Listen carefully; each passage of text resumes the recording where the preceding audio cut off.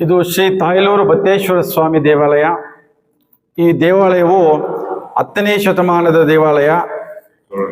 ಇಲ್ಲಿ ಚೋಳರ ಕಾಲದ ದೇವಾಲಯವಾಗಿದ್ದು ಇಲ್ಲಿ ನಾನಾ ರೀತಿಯಾದ ಕುರುಹುಗಳು ಅಂದರೆ ವೀರಗಳು ಕೂಡ ಈಗಾಗಲೇ ಸಿಕ್ಕಿರುವಂಥದ್ದನ್ನು ನಾವು ನೋಡ್ಬೋದು.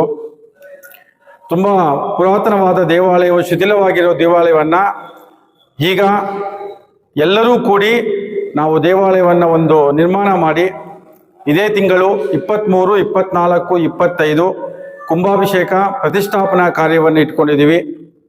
ಎಲ್ಲ ಸಮುದಾಯದವರು ಮತ್ತು ನಮ್ಮ ಸಮುದಾಯದವರು ಎಲ್ಲರೂ ಸೇರಿ ಎಲ್ಲರೂ ಸಹಕಾರ ಕೊಟ್ಟು ಎಲ್ಲರಿಗೂ ಆಹ್ವಾನವನ್ನು ನೀಡ್ತಾ ಇದ್ದೀವಿ.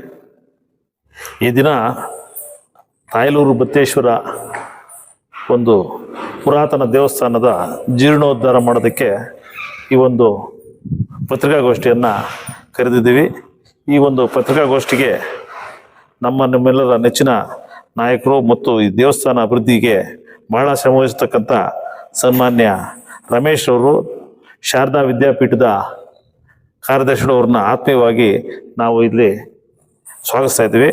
ಅದೇ ರೀತಿಯಾಗಿ ಅಹಿಂದ ಮುಖಂಡರಾದ ವೆಂಕಟೇಶ್ ಗೌಡರು ಮತ್ತು ಈ ದೇವಸ್ಥಾನದ ಕಾರ್ಯನಿರ್ವಾಹಕರಾದಂಥ ಶ್ರೀನಿವಾಸ್. ಒಂದು ದೇವಸ್ಥಾನ ಬಹಳ ಪುರಾತನವಾದದ್ದು. ಸುಮಾರು 10ನೇ ಶತಮಾನದಲ್ಲಿ ಈ ಒಂದು ದೇವಸ್ಥಾನ ಬಹಳ ವಿಜೃಂಭಣೆಯಿಂದ ನಡ್ತಕ್ಕಂಥದ್ದು. ಕಾಲಕ್ರಮೇಣ ಇದು 1937ರಲ್ಲಿ ದೊಡ್ಡ ದೇವರ ಮುಗಿದ ಮೇಲೆ ಈ ಒಂದು ದೇವಸ್ಥಾನ ಇಲ್ಲಿ ಶಿಥಿಲಗೊಂಡು ಈ ಒಂದು ದೇವಾಲಯದ ಮೂಲ ವಿಗ್ರಹಗಳನ್ನು ಬಂಗಾರಪೇಟೆ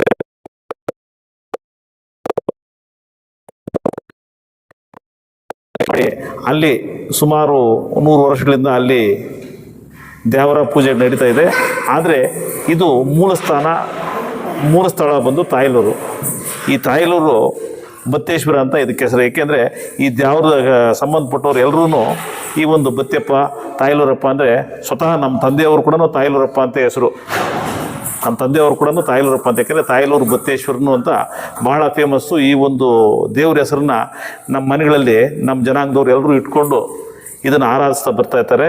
ಈ ಶಿಥಿಲವಾಗಿರ್ತಕ್ಕಂಥ ದೇವಸ್ಥಾನವನ್ನು ಜೀರ್ಣೋದ್ಧಾರ ಮಾಡಬೇಕು ಅಂತೇಳ್ಬಿಟ್ಟು ನಮ್ಮ ಸ್ನೇಹಿತರಾದಂಥ ಶ್ರೀನಿವಾಸ್ ಮತ್ತು ಜಯಪ್ಪ ನಾವೆಲ್ಲ ಜೊತೆಗೂಡಿ ನಮ್ಮ ರಮೇಶ್ ಅವರನ್ನು ಮೀಟ್ ಮಾಡಿ ನೀವು ಇದನ್ನು ಸಹಕಾರ ಕೊಟ್ಟು ಈ ಒಂದು ದೇವಸ್ಥಾನ ಅಭಿವೃದ್ಧಿಗೆ ಸಹಕರಿಸ್ಬೇಕು ಅಂತ ಹೇಳಿದಾಗ ಅವರು ನಾಸ್ತಿಕರಾದರೂ ಕೂಡ ಈ ಒಂದು ದೇವಸ್ಥಾನ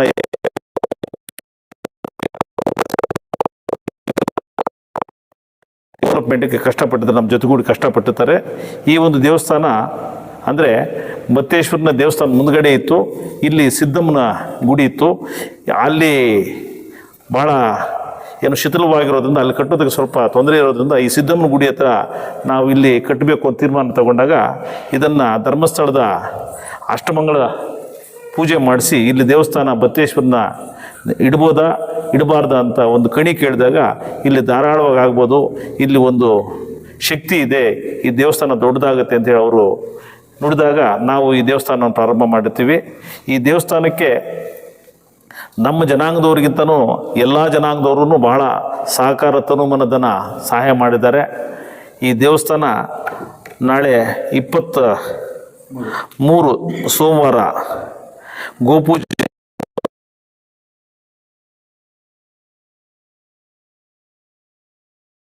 ಮಂಗಳವಾರ ನವಗ್ರಹ ಪೂಜೆ ಮತ್ತು ಕಳಸ್ಥಾಪನೆ ಎಲ್ಲ ಇರುತ್ತೆ.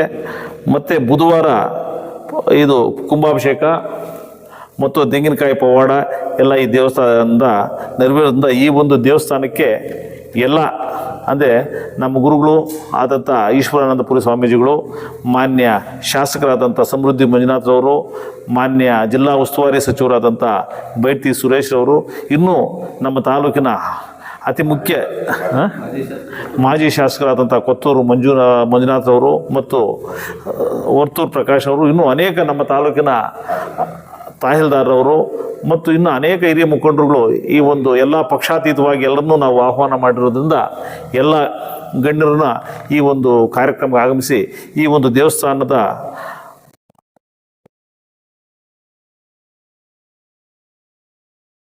ಮಾಡ್ತಕ್ಕಂಥ ಎಲ್ಲ ದಾನಿಗಳನ್ನು ವಿಶೇಷವಾಗಿ ನಾವು ಆಹ್ವಾನಿಸಿದ್ದೀವಿ. ಮತ್ತು ಸುತ್ತಮುತ್ತಲಿನ ತಾಯ್ಲೂರು ಮತ್ತು ಸುತ್ತಮುತ್ತ ಎಲ್ಲ ಗ್ರಾಮಸ್ಥರು ಮತ್ತು ನಮ್ಮ ಜನಾಂಗದ ಈ ಬತ್ತೇಶ್ವರ ದೇವಸ್ಥಾನಕ್ಕೆ ಸಂಬಂಧಪಟ್ಟಂತಕ್ಕಂಥ ಎಲ್ಲ ಊರುಗಳಲ್ಲೂ ನಾವು ಸುಮಾರು ಊರುಗಳಲ್ಲಿ ನಾವು ಪಾಂಪ್ಲೆಟ್ ಹಂಚಿ ಎಲ್ಲ ಕರೆದಿರೋದ್ರಿಂದ ಈ ಒಂದು ದೇವಸ್ಥಾನ ಅಭಿವೃದ್ಧಿಗೆ ಸಹಕರಿಸಬೇಕು. ಮತ್ತು ನಾಳೆ ಭಗವಂತನ ಕೃಪೆಗೆ ಎಲ್ಲರೂ ಬಂದು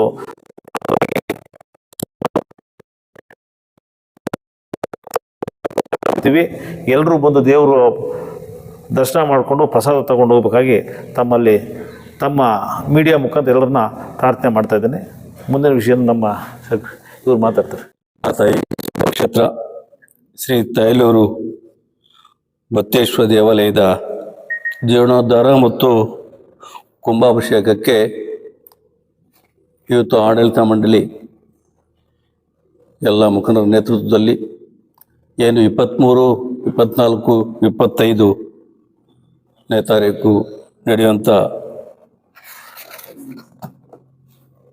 ಗಂಗಪೂಜೆ, ಕಳಶ ಸ್ಥಾಪನೆ ಮತ್ತು ಕುಂಭಾಭಿಷೇಕ ಮತ್ತು ಮಧ್ಯಾಹ್ನದ ಮೇಲೆ ತೆಂಗಿನಕಾಯಿ ಹೊಡೆದ ಕಾರ್ಯಕ್ರಮಕ್ಕೆ ಇಡೀ ತಾಲೂಕಿನ ಜನತೆ ಮತ್ತು ವಿಶೇಷವಾಗಿ ತಾಯ್ಲೂರು ಹೋಬಳಿಯ ಎಲ್ಲ ಸಮಾಜದ ಬಂಧುಗಳನ್ನು ಆಹ್ವಾನ ಮಾಡೋಕ್ಕೆ ಪತ್ರಿಕಾಗೋಷ್ಠಿಯನ್ನು ಕರೆದಿರುವ ಸಂದರ್ಭದಲ್ಲಿ ನಮ್ಮ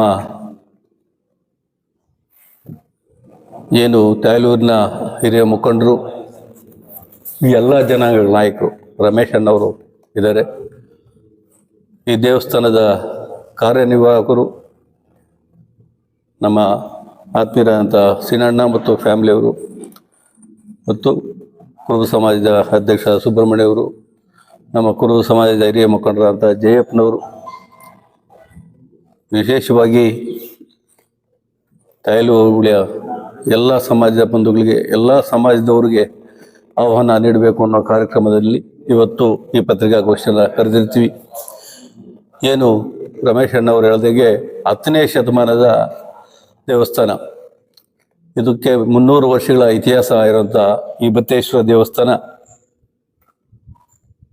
ಇವತ್ತು ಇಷ್ಟು ಸುಂದರವಾಗಿ ಬರಬೇಕಾದ್ರೆ ಕಾರಣೀಭೂತರಾದಂಥ ರಮೇಶ್ ಅಣ್ಣ ಮತ್ತು ಶ್ರೀನಿವಾಸ್ ಅವರಿಗೆ ನಾನು ಕೃತಜ್ಞತೆ ಅರ್ಪಿಸಬೇಕು. ಯಾಕಂದರೆ ದೇವಸ್ಥಾನಗಳು, ಅದು 300 ವರ್ಷದ ಇತಿಹಾಸ ಇರುವ ದೇವಸ್ಥಾನ ಇವತ್ತು ಈ ಮಟ್ಟಕ್ಕೆ ತಂದಿದ್ದಾರೆ ಅಂದರೆ ನಮ್ಮ ಸಮಾಜಕ್ಕೆ ಗೌರವ. ಅಂತಹ ಕಾರ್ಯಕ್ರಮಕ್ಕೆ ಇವತ್ತು ನಮ್ಮ ಕನಕ ಗುರುಪೀಠದ ಈಶ್ವರ ಸ್ವಾಮೀಜಿಗಳು ಮತ್ತು ಪಾದರಾಜ ಮಠದ 1800 ಸುಜಯನಿಧಿ ತೀರ್ಥ ಶ್ರೀಪಾದಂಗಳವರು ಮುಖ್ಯ ದಿವ್ಯ ಸಾನ್ನಿಧ್ಯವನ್ನು ವಹಿಸ್ತಾರೆ. ಅದೇ ರೀತಿ ಈ ರಾಜ್ಯದ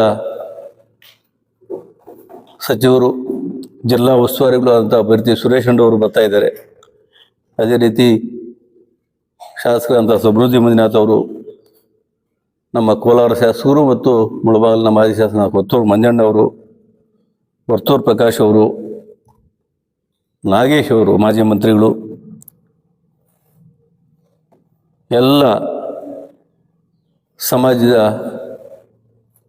ಎಲ್ಲ ಸಮಾಜಗಳು ಇವತ್ತು ಈ ದೇವಸ್ಥಾನಕ್ಕೆ ದೇಣಿಗೆ ನೀಡಿದ್ದಾರೆ. ಇದರ ಅಭಿವೃದ್ಧಿಗೆ ಶ್ರಮಿಸಿದಂಥ ಎಲ್ಲ ದಾನಿಗಳನ್ನು ಕೂಡ ಆ ಕಾರ್ಯಕ್ರಮದಲ್ಲಿ ಕರೆದು ಸನ್ಮಾನಿಸುವ ಕಾರ್ಯಕ್ರಮ ಇದೆ. ಎಲ್ಲರೂ ಮುಳಬಾಗಿಲು ತಾಲೂಕಿನ ಜನತೆ ಮತ್ತು ವಿಶೇಷವಾಗಿ ತಾಯ್ಲೂರು ಹೋಬಳಿಯ ಮಹಾಜನತೆಗೆ ಪತ್ರಿಕಾ ಮಾಧ್ಯಮದ ಮುಖಾಂತರ ತಮ್ಮೆಲ್ಲರಿಗೂ ಆಹ್ವಾನಿಸ್ತಾ ಇದ್ದೀವಿ. ನಾವೆಲ್ಲರೂ 23, 24, 25ರ ಈ ಕಾರ್ಯಕ್ರಮಗಳಲ್ಲಿ ತಾವೆಲ್ಲರೂ ಭಾಗವಹಿಸಬೇಕು. ಶ್ರದ್ಧಾಭಕ್ತಿಯಿಂದ ದೇವರ ಆಶೀರ್ವಾದ ಪಡೆದು ಕಾರ್ಯಕ್ರಮವನ್ನು ಯಶಸ್ವಿ ಮಾಡಬೇಕು ಅಂತೇಳಿ ಈ 4 ಮಾತಾಡೋಕ್ಕೆ ಅವಕಾಶ ಕೊಟ್ಟು ತಮ್ಮೆಲ್ಲರಿಗೂ ವಂದಿಸಿ ನನ್ನ ಮಾತು ಮುಗಿಸ್ತಾ ಇದ್ದೀನಿ. ಶ್ರೀ ಆದಿಶಕ್ತಿ ಮಹಾತಾಯಿ ಸಿದ್ದಮ್ಮ ಕ್ಷೇತ್ರ ಮತ್ತು ಶ್ರೀ ತಾಯ್ಲೂರು ಬತ್ತೇಶ್ವರ ಸ್ವಾಮಿ ದೇವಾಲಯದ ಜೀರ್ಣೋದ್ಧಾರ ಮತ್ತು ಕುಂಭಾಭಿಷೇಕಕ್ಕೆ ಸುಮಾರು ಈ ದೇವಸ್ಥಾನದ ಭಕ್ತಾದಿಗಳು 3 ರಾಜ್ಯಗಳಲ್ಲಿದ್ದಾರೆ. ಕರ್ನಾಟಕ, ಆಂಧ್ರ ತಮಿಳುನಾಡು. ಅವರೆಲ್ಲರನ್ನೂ ಕೂಡ ವಿಶೇಷವಾಗಿ ನಮ್ಮ ನೇತೃತ್ವದಲ್ಲಿ ಎಲ್ಲ ಊರುಗಳು ಕೂಡ ಭೇಟಿ ಮಾಡಿ ಸುಮಾರು 350ರಿಂದ 400 ಊರುಗಳಿಗೆ ಭೇಟಿ ಮಾಡಿ ಎಲ್ಲರೂ ಕೂಡ ಆಹ್ವಾನ ಮಾಡಿದ್ದೀವಿ. ಅದೇ ರೀತಿಯಲ್ಲಿ ಈ ದೇವಸ್ಥಾನ ನಿರ್ಮಾಣ ಆಗಬೇಕಾದ್ರೆ ಇದು ಪುರಾಣ ಪ್ರಸಿದ್ಧವಾಗಿರ್ತಕ್ಕಂಥ ದೇವಸ್ಥಾನ. ಇದು ಮೊದಲಿಗೆ ಇಲ್ಲಿ ಕೊತ್ತಪಲ್ಲಿ ದೇವಸ್ಥಾನಕ್ಕೆ ಸುತ್ತಮುತ್ತಲೂ ಕೂಡ ಬಾದೇಹನಹಳ್ಳಿ ಗ್ರಾಮ ಮತ್ತು ಈ ಸುತ್ತಮುತ್ತಲೂ ಕೂಡ ಸುಮಾರು ಊರುಗಳಿತ್ತು. ಆ ಕಾಲದಲ್ಲಿ ಈ ಊರುಗಳೆಲ್ಲ ಕೂಡ ಬೇಚರಾಗ್ತಕ್ಕಂಥ ಊರುಗಳಾಗ್ಬಿಟ್ಟಿದೆ. ಅದರ ಒಂದು ಆಶ್ರಯದಲ್ಲಿ ದೇವಸ್ಥಾನ ನಿರ್ಮಾಣ ಆಗಿ ನಮ್ಮ ಪ್ರೊಫೆಸರ್ ನರಸಿಂಹನ್ ಅವರು ಕೂಡ ಬಂದು ಈ ದೇವಸ್ಥಾನದ ಇತಿಹಾಸವನ್ನು ಅವರು ಸ್ಟಡಿ ಮಾಡಿ ಇಲ್ಲಿ ಅನೇಕವಾಗಿರ್ತಕ್ಕಂಥ ಶಿಲಾಶಾಸನ ಕೂಡ ಕಾಣ್ತಾ ಇದ್ವಿ. ಅಂತ ಒಂದು ಪವಿತ್ರವಾಗಿರ್ತಕ್ಕಂಥ ದೇವಸ್ಥಾನ ನಿರ್ಮಾಣ ಮಾಡಲು ಎಲ್ಲ ನಾಗರಿಕ ಜನತೆ ಮತ್ತು ಎಲ್ಲ ಸಮುದಾಯದವರು ಕೂಡ ಸಹಕಾರ ಕೊಟ್ಟಿದ್ದಕ್ಕೆ ನಾನು ಮೊದಲನೇದಾಗಿ ಧನ್ಯವಾದಗಳನ್ನ ಅರ್ಪಿಸೋದಕ್ಕೆ ಇಷ್ಟಪಡ್ತೀನಿ. ಅದರಿಂದ ಈ ದೇವಸ್ಥಾನ ಏನೇ ಆಗಲಿ ನಿರ್ಮಾಣ ಮಾಡಬೇಕು ಅಂತ ಒಂದು ಹಂತದಲ್ಲಿ ಎಲ್ಲ ರೀತಿಯಾದಂಥ ಸಹಕಾರ ಕೊಟ್ಟಿದ್ದಾರೆ. ಮಾಜಿ ಶಾಸಕರಾಗ್ಬೋದು, ಹಾಲಿ ಶಾಸಕರಾಗಿರ್ಬೋದು, ಮಾಜಿ MP ಗಳಾಗ್ಬೋದು, ಎಲ್ಲ ರೀತಿಯಾದಂಥ ಸಹಕಾರ ಕೊಟ್ಟು ಒಬ್ಬೊಬ್ಬರು ಒಂದೊಂದು ರೀತಿಯಾದಂಥ ಸಹಕಾರ ಕೊಟ್ಟು ದೇವಸ್ಥಾನ ನಿರ್ಮಾಣ ಮಾಡಿದ್ದೀವಿ. ಈ ಜೀರ್ಣೋದ್ಧಾರಕ್ಕೆ ಎಲ್ಲ ನಾಗರಿಕರು ಜನತೆ ಕೂಡ ಆಗಮಿಸಬೇಕು. ಇದರ ಒಂದು ಕಾರ್ಯಕ್ರಮದಲ್ಲಿ ಭಾಗವಹಿಸಿ ಈ ಒಂದು ಸುಮಾರು ಒಂದು 5ರಿಂದ 10,000 ಜನ ಬರ್ತಕ್ಕಂಥ ಒಂದು ಅಪೇಕ್ಷೆಯನ್ನು ಇಟ್ಕೊಂಡಿದ್ವಿ. ಅವರಿಗೆಲ್ಲ ಕೂಡ ಊಟದ ವ್ಯವಸ್ಥೆ ಎಲ್ಲ ರೀತಿಯ ಸಹಕಾರವನ್ನು ಮಾಡಿದ್ವಿ. ಎಲ್ಲರೂ ಕೂಡ ಈ ಆಗಮಿಸಿ ಈ ದೇವಸ್ಥಾನದ ಜೀರ್ಣೋದ್ಧಾರ ಮತ್ತು ಕುಂಭಾಭಿಷೇಕವನ್ನು ಯಶಸ್ವಿಯಾಗಿ ಮಾಡಿಕೊಡ್ಬೇಕು. ಮುಖ್ಯವಾಗಿ ಈ ದೇವಸ್ಥಾನಕ್ಕೆ ದಾನ ಮಾಡಿರ್ತಕ್ಕಂಥವರನ್ನೆಲ್ಲರೂ ಕೂಡ ನಾವು ಈ ಸಂದರ್ಭದಲ್ಲಿ ನೆನೆಸ್ಕೊಳ್ತಕ್ಕಂಥದ್ದು ನಮ್ಮದು ಆದ್ಯ ಕರ್ತವ್ಯ. ಎಲ್ಲರೂ ಕೂಡ ಸಹಕಾರ ಕೊಟ್ಟಿದ್ದಾರೆ. ಜಾತಿ ಧರ್ಮ ಅಂತಕ್ಕಂಥದ್ದಿಲ್ಲ, ಎಲ್ಲ ಧರ್ಮದವರು ಕೂಡ ಈ ದೇವಸ್ಥಾನಕ್ಕೆ ಸಹಕಾರ ಕೊಟ್ಟಿದ್ದಾರೆ. ಅವರೆಲ್ಲರಿಗೂ ಕೂಡ ನಾನು ನೆನೆಸ್ಕೊಳ್ತಾ ಎಲ್ಲರನ್ನೂ ಕೂಡ ಈ ಸಂದರ್ಭದಲ್ಲಿ ಆಹ್ವಾನ ನೀಡ್ತಾ ಎಲ್ಲರೂ ಈ ಕಾರ್ಯಕ್ರಮದಲ್ಲಿ ಭಾಗವಹಿಸಿ ದೇವರ ಕೃಪೆಗೆ ಪಾತ್ರ ಆಗಬೇಕು ಅಂತೇಳಿ ನಾನು ಸವನೀಯವಾಗಿ ಪ್ರಾರ್ಥನೆ ಮಾಡ್ಕೊಳ್ತಾ ಇದ್ದೀನಿ.